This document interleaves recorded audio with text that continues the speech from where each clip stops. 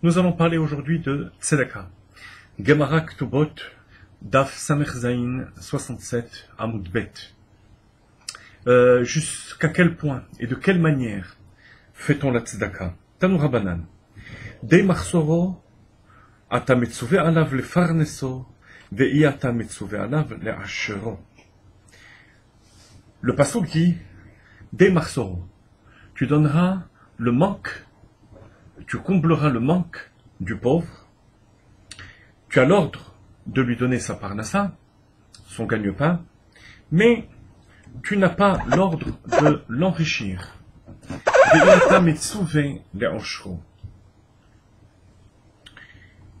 Asher yechsar lo. Et ensuite le verset répète, donc a priori c'est une répétition qui doit trouver une explication. Asher yechsar lo, qui lui manquera. La Gemara dit en fait qu'il lui manquera à lui. C'est-à-dire que la tzedaka dépend de la personne qui reçoit.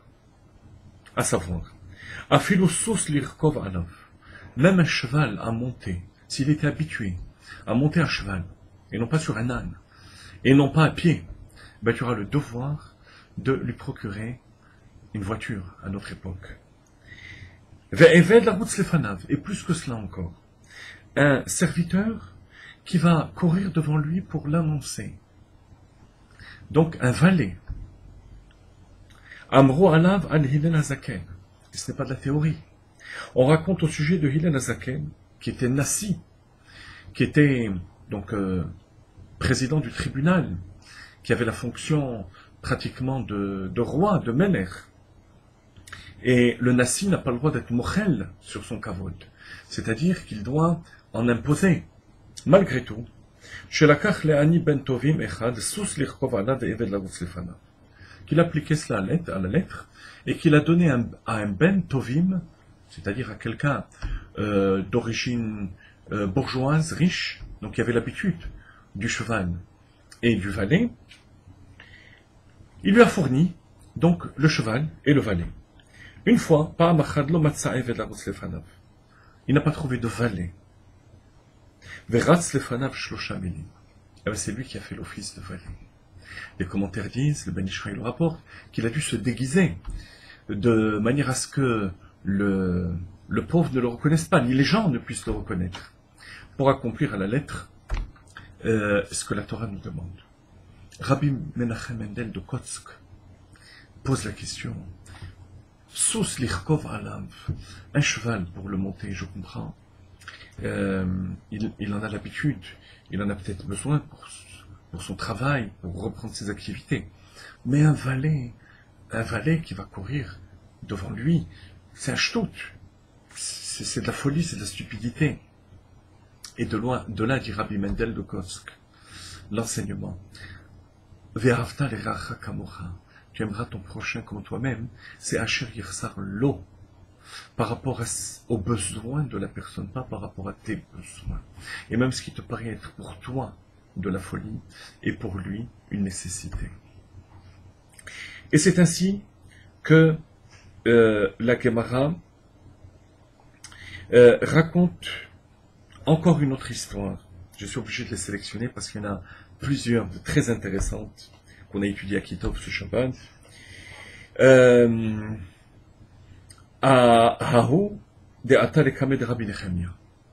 y a un pauvre qui est venu chez Rabbi Nechemia.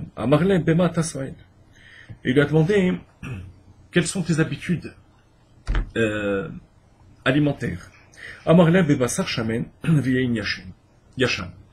De la viande grasse et du vieux vin. Alors Rabbi Nechemia lui dit, écoute, moi je n'ai que des lentilles. Est-ce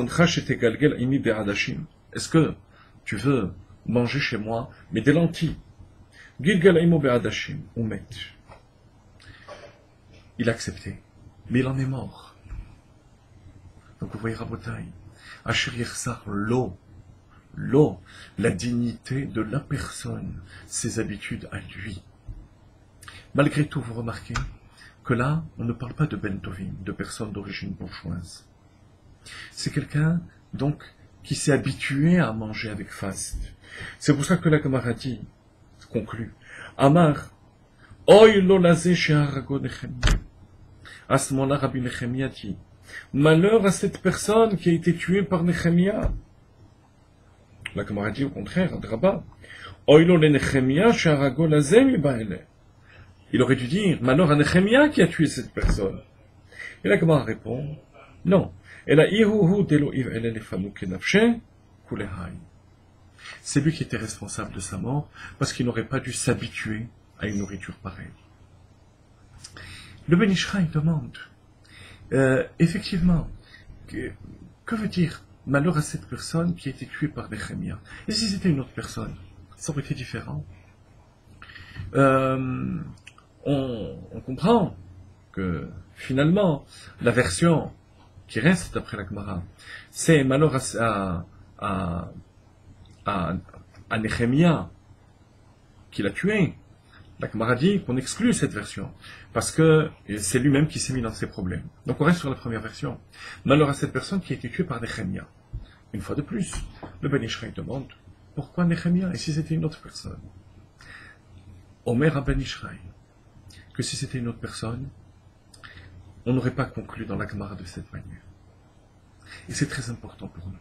Comment savoir si le message qu'Akadosh Baruch Hu nous envoie est un message d'épreuve pour nous élever, ou bien tout simplement qu'on est responsable de la situation dans laquelle on s'est mis, entièrement, pas pour une épreuve, comme dans ce cas-là, où la personne est habituée à établir une sorte une addiction à la nourriture recherchée.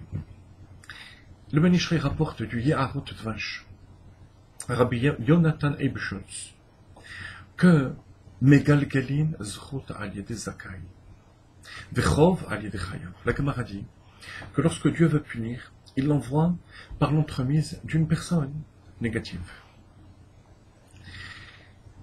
Et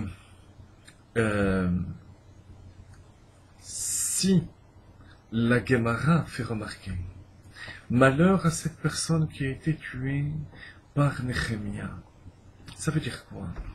Ça veut dire que si c'était une autre personne, alors tu aurais pu dire que Akadosh Baruch Hu envoie cette personne pour mettre à l'épreuve ce pauvre et pour le sortir de son addiction. Mais là c'est Rabbi Nechemia. Rabbi Nechemia n'est sûrement pas quelqu'un qui rentre dans la définition de Chayav, puisque c'est quelqu'un de tzaddik, c'est quelqu'un de positif. Donc, Rabbi Nechemia étant quelqu'un de positif, on ne peut pas dire que Akadosh Baruch Hu s'est occupé de mettre cette personne à l'épreuve. C'est lui-même qui a cherché cette épreuve. Donc voilà un signal qui nous permet de comprendre parfois les situations dans lesquelles on se trouve.